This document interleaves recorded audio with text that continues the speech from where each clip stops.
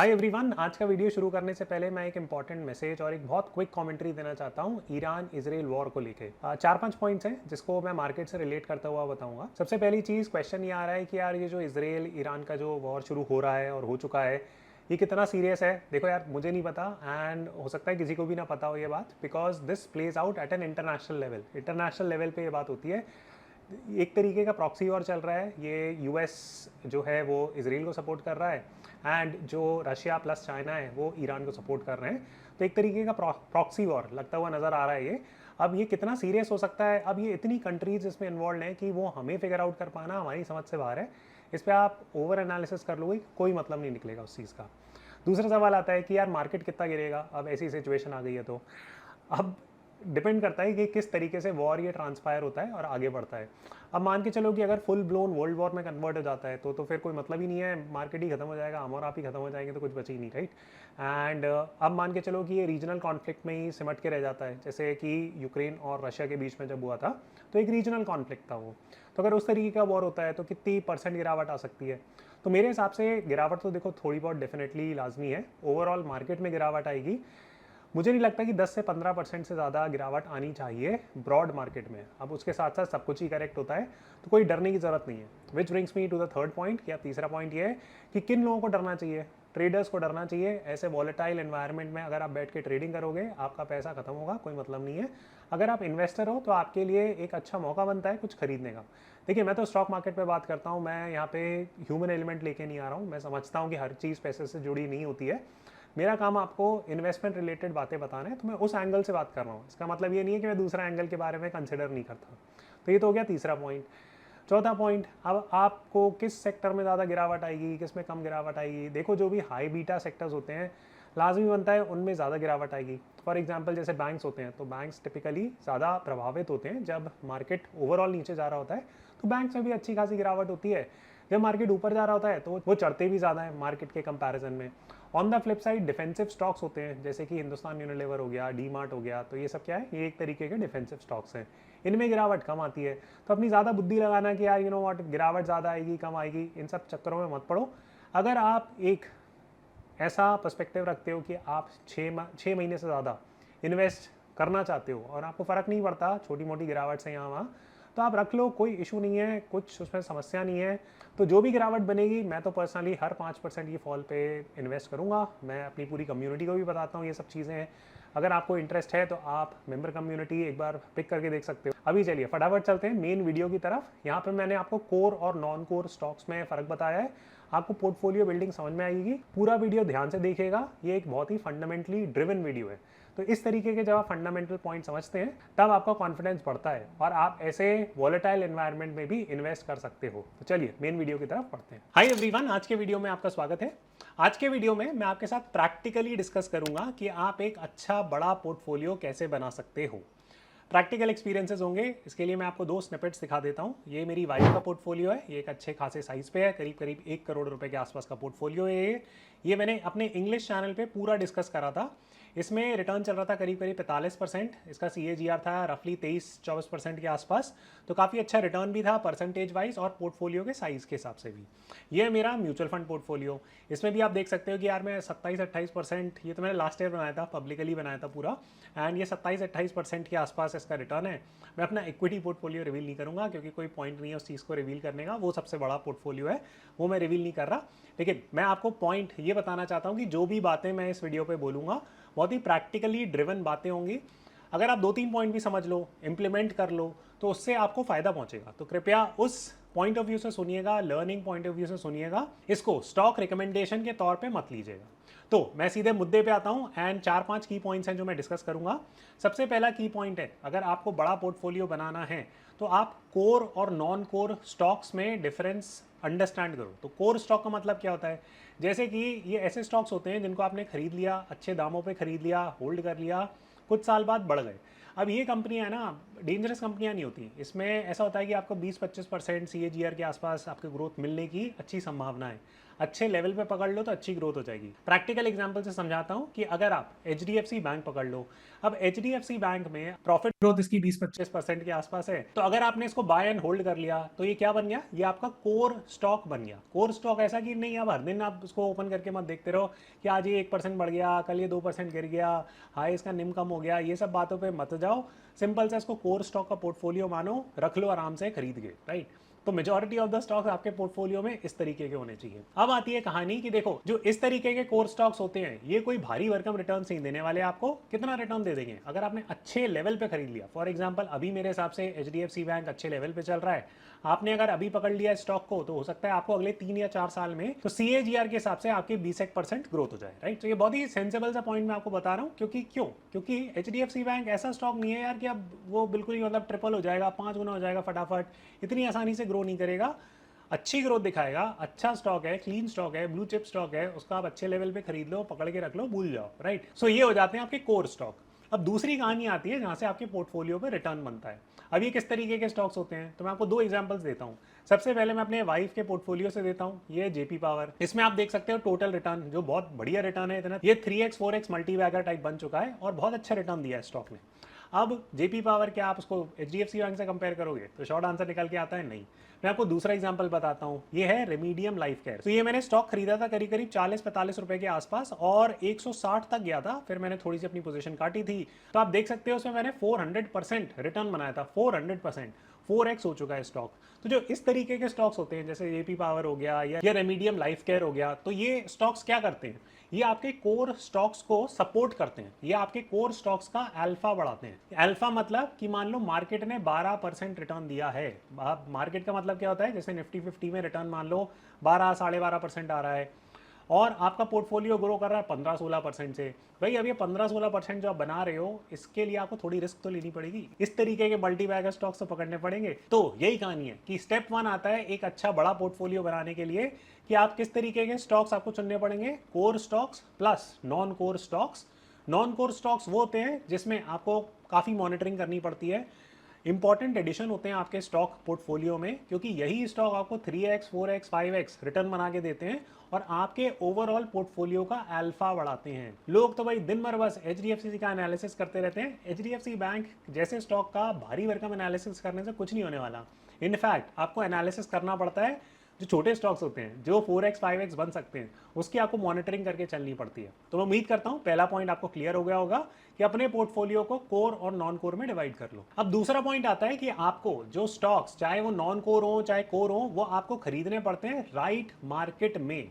अब right market में खरीदने का क्या मतलब हुआ, देखो 2 तरीके के करेक्शंस आते हैं मार्केट में। एक तो पूरे ब्रॉड मार्केट में करेक्शन आ जाए, जैसे 2020 कोविड हो गया, 2008 का क्राइसिस हो गया, तो ये सब क्या होगा, ये मार्केट बेस्ड करेक्शन हो गए। फिर क्या होता है, फिर होता है sectoral correction. For example last year manufacturing में स्पेशली जो फार्मा स्पेस है उसमें बहुत अच्छा करेक्शन आया। ऐसा क्यों, क्योंकि चाइना की तरफ से डंपिंग होनी शुरू हो गई थी। तो बहुत सारी कंपनियां हैं जो एक्चुअली एक्सपोर्ट्स पे डिपेंड करती थी, तो ऑलमोस्ट जितनी भी एक्सपोर्ट ओरिएंटेड कंपनीज थी इंडिया में उनने सफ़र करना शुरू कर दिया, उनकी थोड़ी सी परेशानियां बढ़ गई। क्यों, क्योंकि अब यार चाइना पेल की डंपिंग कर रही है एंड उससे इंडियन स्टॉक्स पिट रहे हैं, मैन्युफैक्चरिंग पिट रही है, दुनिया भर की समस्या है, राइट। सो इस तरीके के 2 करेक्शंस आते हैं, राइट, कि एक तो मार्केट करेक्शन आ गया और एक सेक्टर करेक्शन आ गया। अब समझने वाला मुद्दा ये आता है कि अगर आपको मार्केट करेक्शन मिल जाए या आपको सेक्टर करेक्शन मिल जाए तो आपको उसमें निवेश कर देना चाहिए। अब वो बोलोगे ये तो यार अक्षत आप उल्टी बातें कर रहे हो कि सेक्टर करेक्शन आ जाए तो इन्वेस्ट कर दो, मतलब फिर तो हमें हर दिन 100 रुपये हमने डाले किसी स्टॉक में, वो तो अगले दिन 90 हो गए,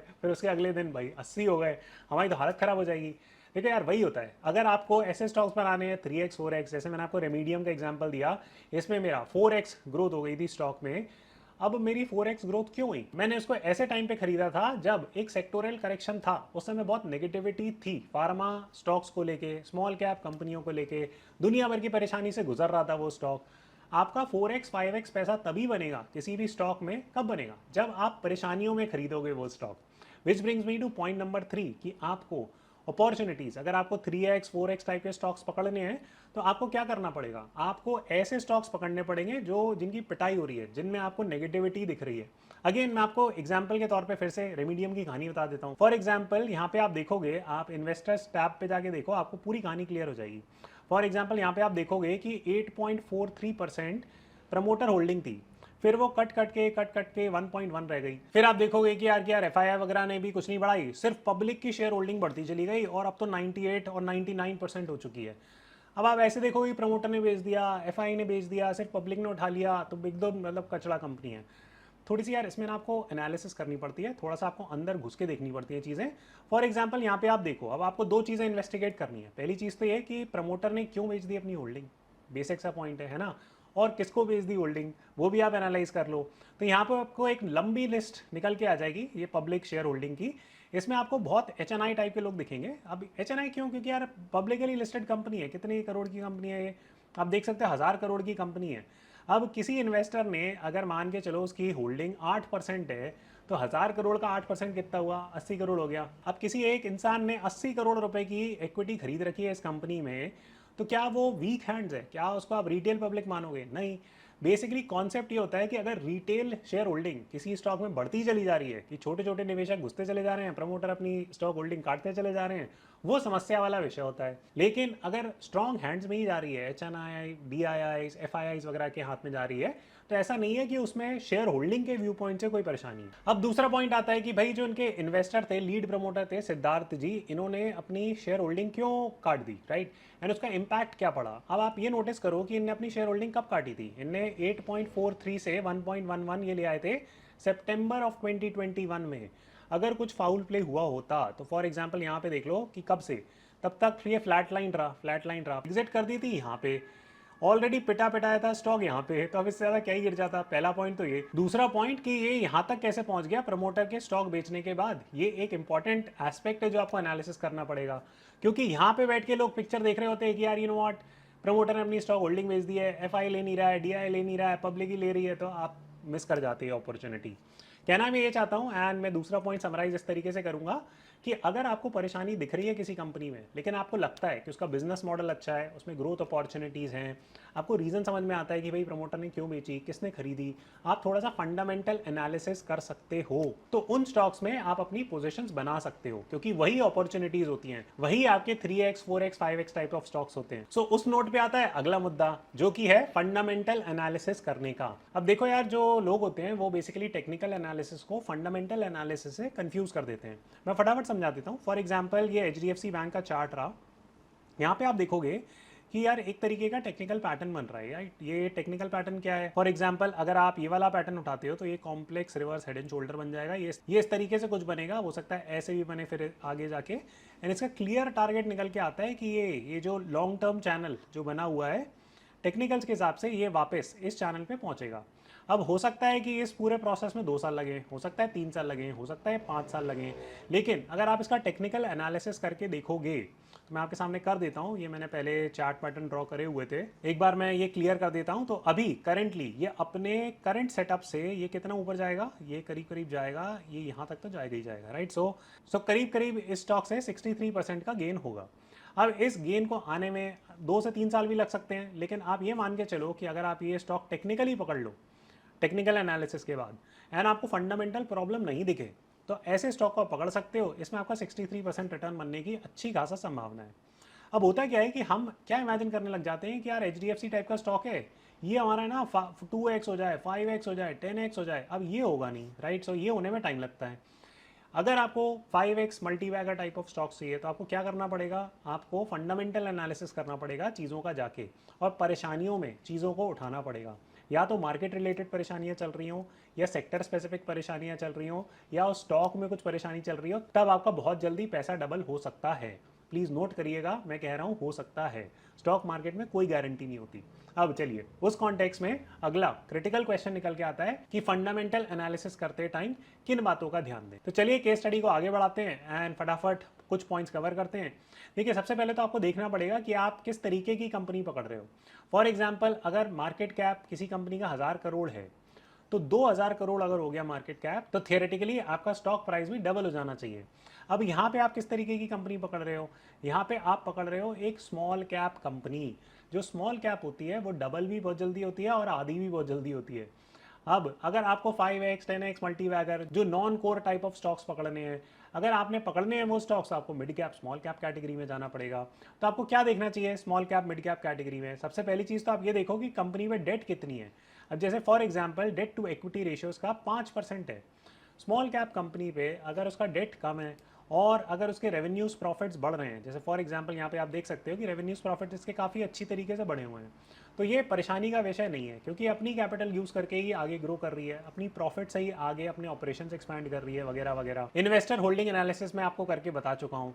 इसका कैश फ्लो स्टेटमेंट देख लो कि भाई जो कंपनी प्रॉफिट जनरेट कर रही है वो वापस कंपनी के पास आ रहा है कि नहीं आ रहा है। तो इसमें आपको करना क्या होता है कि पहली जो 2 टैब्स दिख रही हैं आपको, ऑप्स प्लस इन्वेस्टिंग, इसमें अगर आपका कंसिस्टेंटली नेगेटिव प्रॉफिट जनरेट हो रहा है, नेगेटिव कैश फ्लो जनरेट हो रहा है, तो वो एक वरीसम साइन है। अब क्यों है, इन सब चक्करों में मत पड़ो, अकाउंटेंट तो बनना नहीं है हमें। आप सिंपल सा ये एनालिसिस करके देख लो कि देखो 2021 में ये नेगेटिव था, परेशानी वाला विषय था, बिल्कुल था। 2022 में पॉजिटिव हो गया, 2023 में पॉजिटिव है। तो इट्स नॉट एज इफ कि यहाँ पे कुछ गपलेबाजी चल रही है from a cash flow statement view point. अब आपको एनालिसिस क्या करना है, अब आपको इसके बाद करना है इंडस्ट्री एनालिसिस। तो इसके लिए आपको समझना पड़ेगा कि किस तरीके की कंपनी है। तो यहाँ पे आप जाके देख सकते हो कि भाई ये एक्टिव फार्मास्यूटिकल इंग्रेडिएंट बनाती है। एपीआई क्या होता है, एपीआई एक तरीके का रॉ मटेरियल होता है जिससे दवाइयाँ बनती हैं। इंडिया अपने आप को सेल्फ सस्टेन करना चाहता है, स्पेशली फार्मा स्पेस पे, स्पेशली कोविड के बाद ऑलमोस्ट सारी कंट्रियां करना चाहती हैं, क्योंकि हेल्थ सप्लाई चेन एक बहुत इंपॉर्टेंट सप्लाई चेन होती है। एक बार चलो यार मैन्युफैक्चरिंग कम हो तो इतना परेशानी वाला फिर भी नहीं होता, कभी आगे चल के बढ़ जाएगी। अब आपका हेल्थ केयर इंफ्रास्ट्रक्चर अगर ठीक नहीं है, लोगों को दवाइयाँ नहीं मिल रही हैं, तो वो यार एक मेजर इशू हो जाता है। तो आपकी फूड और health care supply chain are critical element. तो उसमें निकल के आती है एपीआई की कहानी, सो एक्टिव फार्मास्यूटिकल इंग्रेडिएंट। जैसे आप पैरासीटामोल खाते हो तो उसमें जो बेसिक रॉ मटेरियल लगता है उसको बोलते हैं एपीआई। तो यहाँ पे ये कंपनी रेमीडियम जो है वो एपीआई बनाती है, और इसकी कुछ स्पेसिफिक, फॉर एग्जांपल एस्टीहिस्टामीन जो एंटी एलर्जिक वगैरह जो होती हैं, जो अस्थमा में यूज़ होती है दवाइयाँ, तो उस तरीके की दवाइयों की मैन्युफैक्चरिंग के लिए एपीआई सप्लाई करती है। भारत का जो एपीआई मार्केट है वो करीब करीब 13 से 14% CAGR पे ग्रो कर रहा है। हमारी इकोनॉमी कितने पे ग्रो कर रही है, हमारी इकोनॉमी 7% के आसपास ग्रो कर रही है, 6.5-7% के आसपास। और ये इंडस्ट्री कितने से ग्रो कर रही है, ये 14% से ग्रो कर रही है। इसमें परेशानी कहाँ आई थी, अगेन वो चाइना सप्लाई चेन वाली चीज़, उनने भाई साहब एपीआई की भी भर भर के एंटी डंपिंग करी थी और वट एवर, राइट। तो उसमें बहुत सारी दिक्कतें आई थी। ऐसे स्टॉक्स में ग्रोथ होना बहुत लाजमी बनता है, लॉन्ग टर्म प्रॉस्पेक्ट्स अच्छे दिखते हैं फ्रॉम दैट पर्सपेक्टिव। ये रिकमेंडेशन बिल्कुल नहीं है, मैं आपको सिर्फ बता रहा हूँ कि एनालिसिस कैसे करना है। आप ये वाला फ्रेमवर्क किसी के लिए भी यूज़ कर सकते हो। अब अगला पॉइंट आता है बड़ा पोर्टफोलियो बनाने का, कि अगर आपको अच्छा कोर स्टॉक मिल जाए, अच्छा नॉन कोर स्टॉक मिल जाए, आपने फंडामेंटल एनालिसिस कर ली या टेक्निकल बाय कर लिया, फिर बात आती है पोजीशन बिल्ड अप करने की या पोजीशन कट डाउन करने की। इसका मतलब क्या होता है, देखो मान के चलो कि आपको ये कंपनी अच्छी लगी और आपने सोचा कि चलो यार मैं तो पैसे डाल देता हूँ इस कंपनी में, बहुत सही कंपनी लग रही है, और आप गए मंडे को मार्केट खोला एंड 110 रुपये में प्राइस चल रहा है, आपने भर भर के 1 लाख शेयर खरीद लिए, राइट। अब एक बार में आपको जितने पैसे लगाने थे, करीब करीब कितने 10 लाख के आसपास आपने पूरा का पूरा पैसा ठोक दिया एक बार में।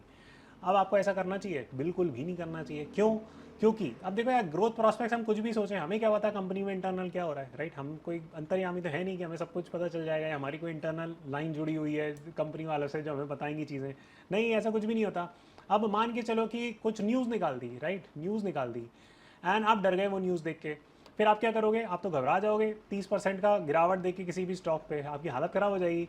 तो उसमें करना ये होता है कि एटलीस्ट आप 4 चंक्स में 1 2 3 4 1 2 3 4 स्टेप्स में पैसा डालो। फॉर एग्जांपल अगर आपने 10 लाख रुपए डालना है तो आप कहानी शुरू करो 2.5 लाख से, फिर स्टॉक को कंसोलिडेट होने दो, चाहे वो ऊपर जाए चाहे नीचे जाए, फिर आप अगली पोजीशन बनाओ कि अच्छा 2.5 लाख अब डालने चाहिए कि नहीं, री एनालाइज करो, फिर से अपनी मैथमेटिक्स बिठाओ, फिर डिसीजन लो कि अच्छा अब डालना चाहिए 2.5 लाख की नहीं, so on and so fourth. Natural सवाल आएगा कि अच्छा यार अक्षत इस हिसाब से तो अगर मान लो मैंने पहला 2.5 लाख डाला और स्टॉक बढ़ गया, रॉकेट बन गया, तो मेरी ये इन्वेस्टमेंट लगी नहीं पाएगी। फायदे ही हो रहे हैं ना, आपको नुकसान तो नहीं हो रहा है ना। तो सिंपल सी बात है, ठीक है कोई बात नहीं, कोई और स्टॉक ढूंढ लेना। तो 100 बातों की एक बात, एक पोजीशन बिल्डअप करने का तरीका होता है, उस तरीके को सीखें तभी आप पोजीशन बनाएं। मैं एक कम्युनिटी मेंबरशिप भी रन करता हूं जिसमें मैं सारी चीज़ें फंडामेंटली आपको बताता हूं। अगर आपको जमे तो आप एक बार ट्राई करके देख लेना, 2-3 महीना रहोगे, बहुत ही अच्छा लगेगा आपको भी, एक अच्छी इन्वेस्टर कम्युनिटी बनेगी, एक अच्छा नेटवर्क बनेगा। लोगों ने काफ़ी तारीफ करी है इस कम्युनिटी की, तो एक बार मैं रिकमेंड करूंगा कि आप एक बार ट्राई करें। तो ये तो हो गया पोजीशन बिल्डअप वाली बात। अब होती है पोजीशन कट डाउन, कि भाई आपने कुछ एनालिसिस करा और एनालिसिस गड़बड़ हो गई, बिल्कुल हो सकती है भाई, सब इंसान है, ऐसा थोड़ी कि यार हमने जिस चीज़ पे हाथ रखा वो सोने में तब्दील हो गई, ऐसा थोड़ी होता है। तो बिल्कुल गलतियां हो सकती हैं, इनफैक्ट होंगी। आप अगर 10 चीज़ें पिक करोगे तो उसमें से 3 या 4 तो डेफिनेटली खराब होंगी। अच्छे अच्छे इन्वेस्टरों के साथ होती है, तो आप और मैं तो क्या ही चीज़ें। तो उस संदर्भ में पोजीशन कट डाउन करना भी एक बहुत इंपॉर्टेंट चीज़ है। यहाँ पे मैं लोगों से सुनता रहता हूँ कि अक्षत यार मैंने ना ये वाला स्टॉक खरीदा था, इसमें मेरा 20% का लॉस चल रहा है, मुझे लॉस बुक करना चाहिए कि नहीं करना चाहिए। उससे कोई फर्क पड़ता ही नहीं है कि आपका 20% का फ़ायदा चल रहा है, 50% का नुकसान चल रहा है, 80% का फ़ायदा चल रहा है, उसका क्या लेना देना उस चीज़ से। कोई आपने ईगो इशू बना लिया है कि आपको उसी स्टॉक से पैसे कमाने हैं, या उसमें अगर आपके पैसे थोड़े से ख़राब हो गए तो आपको उसी स्टॉक से ही अब वापस जब तक जीरो पे ना पहुंच जाएगा और प्रॉफिट नलीफाई नहीं हो जाएगा तब तक मैं उसमें इन्वेस्ट करता चला जाऊँगा। तो ऐसा कोई ईगो इशू नहीं हो रहा है। आपको हर स्टॉक को थोड़े थोड़े दिन बाद आप टाइमलाइन बिठा लो कि हर महीने एनालाइज करोगे या हर 2 हफ्ते में एनालाइज करोगे, या फिर कोई एक मेजर ट्रिगर आ जाता है तो तब एनालाइज करोगे, फिर उस हिसाब से आप डिसीजन लो।